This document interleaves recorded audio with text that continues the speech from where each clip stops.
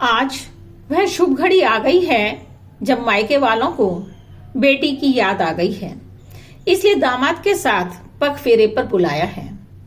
आप सभी इस बात से अवगत हैं कि 11 दिसंबर को शादी की सालगिरह अनेकों रस्मों के साथ धूमधाम से संपन्न कराई गई थी। उसमें कुछ रस्में पूर्ण हो गई थीं और कुछ बाद में पूर्ण करने का वायदा किया गया था, लेकिन यह वायदा इतने दिनों तक पूर्ण क्यों नहीं हुआ, इसके पीछे क्या कारण रहा, आइए जानते हैं। सभी का ध्यान चाहूंगी कविता शीर्षक पग फेरा एवं नेक सेरेमनी। 11 दिसंबर 2023 को खूब धूमधाम से सुधीश एवं मीनू की शादी की सालगिरह मनाई। सालगिरह क्या मनाई, योग साथियों ने मिलकर पूरी शादी ही रचाई। कार्यक्रम का श्रेय जाता है मदन जी, बबीता जी एवं उनके पूरे परिवार को, जिन्होंने अपना अहम रोल निभा सुंदर एवं कलात्मक रूप दिया इस आयोजन को। यह स्वप्न में भी ख्याल नहीं आया इतना सुंदर कार्यक्रम होगा। सोचा साधारण तरीके से हमको रात्रि भोज में शामिल होना होगा। देख वहाँ के रंग ढंग हैरान रह गए, सभी को धन्यवाद करते रह गए। सभी रस्में पारंपरिक तरीके से निभाई, जैसे दरवाजे पर आरता, बारात स्वागत, सेहरा बंदी, काजल लगाई, जयमाला, जूता चुराई। अब नेगों के पैसे देने की बारी आई, पर नेगों के पैसे देते समय जेबें खाली पाई। सालियों ने मिलकर बहुत मजाक बनाया, हंसी उड़ाई। बोली, कैसा जीजा आया, अपनी जेबें खाली लाया। हम भी दुल्हन को तब तक विदा नहीं करेंगे जब तक अपने नेक का हिसाब नहीं कर लेंगे। सालियों ने शर्त लगाई, नेक नहीं, दुल्हन नहीं। यह सब सुन दूल्हे ने हिम्मत हारी नहीं। दूल्हा बोला, सालियों को नेक के पैसे जरूर मिलेंगे, जितने सालियां बोलेंगी उससे कहीं ज्यादा मिलेंगे।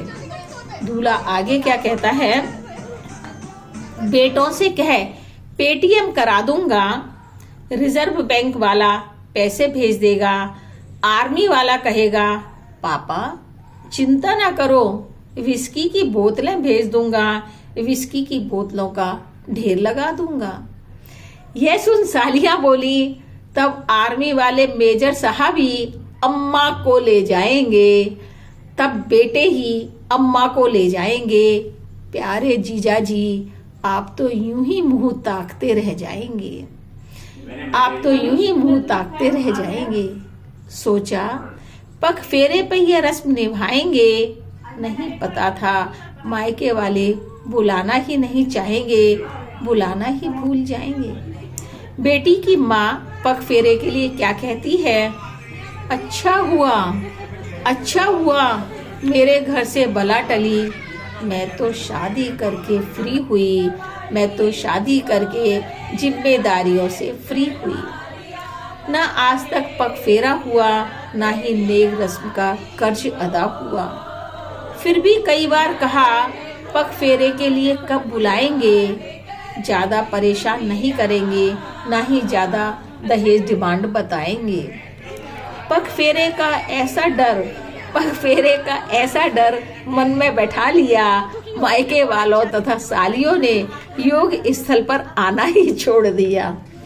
बात जब सिर से उतरने लगी, समाज की लोक लाज सामने आने लगी, तब बेटी की माँ बहाना बनाते हुए क्या कहती है, हम पग फेरे की रस्म तब